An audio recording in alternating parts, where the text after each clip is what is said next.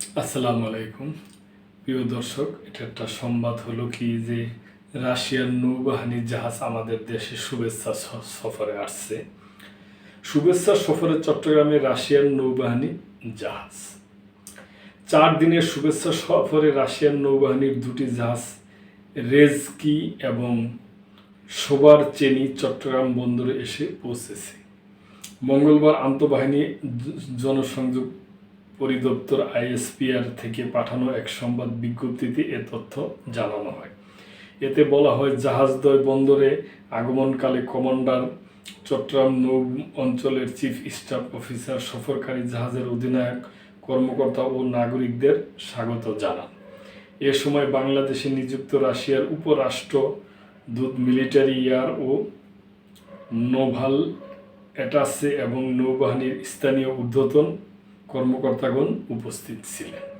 এর আগে জাহাজসমূহ বাংলাদেশের জলসীমায় প্রবেশ করলে বাংলাদেশ নৌবাহিনী জাহাজ বানুজা ওমর ফারুক তাদের আনুষ্ঠানিক অভ্যর্থনা জানায়। বাংলাদেশে অবস্থানকালে সফরকারী জাহাজসমূহের আধুনিকায়নকরণ এবং বাংলাদেশে নিযুক্ত রাশিয়ার উপরাষ্ট্রদূত সহ একটি প্রতিনিধি দল কমান্ডার, চট্টগ্রাম নৌ অঞ্চল এরিয়া সুপারিনটেন্ডেন্ট, ডকইয়ার্ড এবং চেয়ারম্যান, চট্টগ্রাম বন্দর কর্তৃপক্ষের সাথে সৌজন্য সাক্ষাৎ করেন। এ সফরসূচির অংশ হিসাবে সফরকারী জাহাজের কর্মকর্তা ও নাবিকগণ বাংলাদেশ নেভাল একাডেমিতে রাশিয়ান নাবিক ইউভি রেডকিন এর সমাধিস্থল রেডকিন পয়েন্টে পুষ্পস্তক অর্পণ করবেন। সেই সাথে নৌবাহিনীর প্রশিক্ষণ ঘাঁটি ও জাহাজ পরিদর্শন এবং চট্টগ্রামের গুরুত্বপূর্ণ ঐতিহাসিক দর্শনীয় স্থানসমূহ পরিদর্শন করবেন। একই সঙ্গে বাংলাদেশ নৌবাহিনীর কর্মকর্তা ও নাবিকগণ রাশিয়ান জাহাজসমূহ পরিদর্শন করবেন।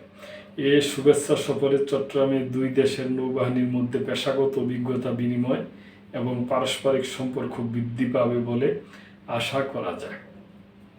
বাংলাদেশ ও রাশিয়ার মধ্যকার বিদ্যমান বন্ধুত্বপূর্ণ দ্বিপাক্ষিক সম্পর্ক আরও সুদৃঢ় হবে। উল্লেখ্য, সফর শেষে রাশিয়ান নৌবাহিনীর জাহাজদ্বয় আগামী 27শে মার্চ বাংলাদেশের জলসীমা ত্যাগ করবে।